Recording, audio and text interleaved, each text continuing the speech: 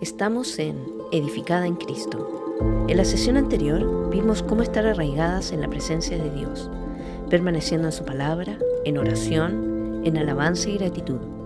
En este capítulo, mientras el mundo se tambalea, nosotras nos mantendremos arraigadas en la iglesia. Cuando el mundo se tambalea, el lugar donde encontramos seguridad y estabilidad es en la iglesia, entre los hermanos fieles. Este es un punto muy importante para mí. La comunidad donde nos desarrollamos es en la iglesia. El sitio donde están las personas redimidas, pero no perfectas. Vamos a revisar dos aspectos acerca de esta relación. Primero, Dios nos ha puesto en la iglesia con un propósito. Estamos en la iglesia porque Dios quiere que estemos ahí. Necesitamos vivir la vida cristiana junto a otros. El Señor sabía que lo necesitaríamos. Como dice la Biblia, compartimos en la iglesia el unos a otros. Llevamos las cargas, nos amamos, nos damos preferencia. Tenemos un mismo sentir. Nos aceptamos, nos amonestamos, nos servimos, nos perdonamos. Nos sometemos unos a otros en amor. Nos hablamos verdad. Nos enseñamos, nos confortamos, nos estimulamos, nos confesamos los pecados. ¿Ves que el propósito es muy relevante? No podemos vivir la vida cristiana en nuestras casas, solas, porque ahí es donde Satanás está listo para tomarnos con sus mentiras. Por ejemplo, con pensamientos tales como: nadie comprende lo que estoy viviendo, todos son demasiado santos y perfectos y yo no. O por el contrario, la iglesia está llena de hipócritas. Yo voy a la iglesia, pero no me relaciono con nadie porque hay mucho pecado. Y así, con estos pensamientos, nos vamos alejando de las personas que están en la misma lucha, aunque no lo sepas. Saquemos esos pensamientos si es que los tenemos y vamos acercándonos unas a otras. Un segundo aspecto es que nos relacionamos a la manera de Dios. El ejemplo de la vida en comunidad de la iglesia se ve en el libro de Hechos. Vamos a Hechos, capítulo 2, versículo 42 al 47. Y se dedicaban continuamente a las enseñanzas de los apóstoles, a la comunión, al partimiento del pan y a la oración. Sobrevino temor a toda persona, y muchos prodigios y señales se hacían por los apóstoles. Todos los que habían creído estaban juntos y tenían todas las cosas en común. Vendían todas sus propiedades y sus bienes y los compartían con todos, según la necesidad de cada uno. Día tras día continuaban unánimes en el templo y partiendo el pan en los hogares. Comían juntos con alegría y sencillez de corazón, alabando a Dios y hallando favor con todo el pueblo. Y el Señor añadía cada día al número de ellos los que iban siendo salvos. Las relaciones en la iglesia las delimita Dios, y aquí vemos un ejemplo válido para el día de hoy. Aunque la sociedad nos inclina a ser más individualistas e independientes y solitarios, Dios en cambio nos llama a estar juntos. Si analizamos el texto, vemos que primero se dedicaban continuamente, que se traduce perseverar en, dedicarse a, continuar en, acompañar continuamente, acudir con perseverancia. Entonces aquí hay una actividad intencional, se dedicaba tiempo, se involucraban, había un anhelo. ¿Y a qué se dedicaban? A la enseñanza de los apóstoles, a transmitir y vivir la enseñanza de los apóstoles, que es la enseñanza de Jesús. Se dedicaban también a la comunión, a la koinonía, que es una palabra que Pablo empleó a menudo. Su significado básico es asociación, comunión, compañerismo, relación estrecha. Había un compañerismo que se traduce en compartir las comidas, compartir la vida, compartir bienes, generosidad. No es un compañerismo intelectual, sino que práctico.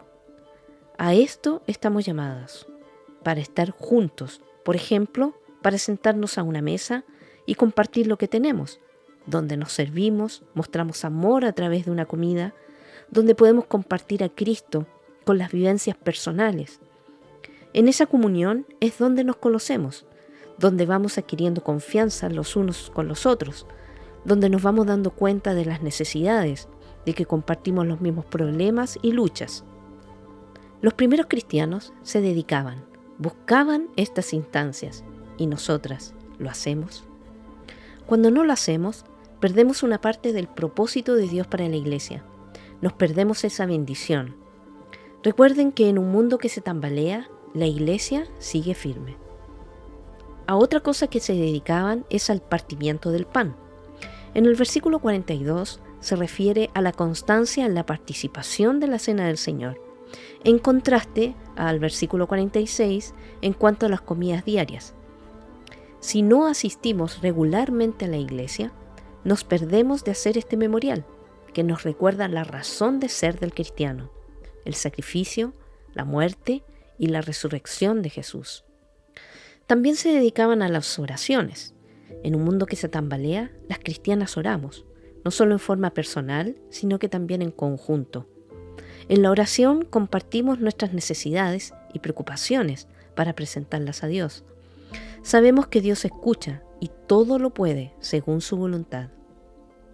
Hermanas, este es un llamado a permanecer arraigadas en la iglesia, juntas, preparándonos para llegar a la eternidad, soportándonos unas a otras en nuestros problemas, soportándonos en el sentido de sostenernos unas a otras en cada etapa de la vida.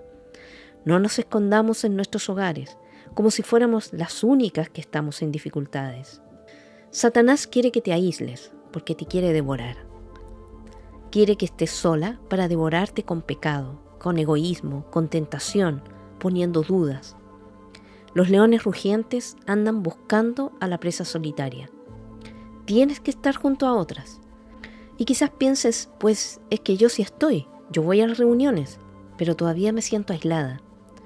Te puedo recalcar que la comunidad verdadera no sucede cuando nos juntamos como personas piadosas, perfectas. La iglesia no es un club social donde todos nos comportamos de la misma manera. La manera de realmente conseguir ese sentir de estar juntos es cuando reconocemos humildemente que tenemos necesidades espirituales que solo Dios puede suplir y que necesitamos confesar nuestros pecados unas a otras. En Santiago capítulo 5, versículo 16 dice: Por tanto, confiésense sus pecados unos a otros y oren unos por otros para que sean sanados. La oración eficaz del justo puede lograr mucho. Este es el tipo de relación que necesitamos, donde la realidad es que podemos confesarnos los pecados y orar unas por otras para ser restauradas. En un mundo que descarta las relaciones inconvenientes y desordenadas al punto de tener esta cultura de cancelación, sabes que cuando estás en una amistad con una hermana en Cristo que es difícil, no cancelas a la persona, cancelas la deuda, perdonas. Cuando estás en un matrimonio que es desordenado, inconveniente, hasta el punto del divorcio, hermana, nunca serás necia permaneciendo en tu pacto cuando eres parte de la historia de la redención en la vida de un hombre. El llamado de Dios es a estar juntos, a arraigarnos en comunidad, a compartir la vida con sus cargas y alegrías. Estamos en la iglesia porque es el plan de Dios que estemos ahí.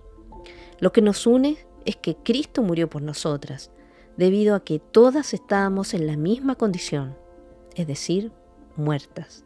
Y ahora estamos vivas, llenas de la plenitud de la enseñanza de Dios, llenas de su presencia. ¿Quieres disfrutar la iglesia? Juntémonos, arraiguémonos juntas en un mundo que se tambalea. Síguenos en el siguiente episodio para ser edificada en Cristo y estar arraigada en la palabra de Dios.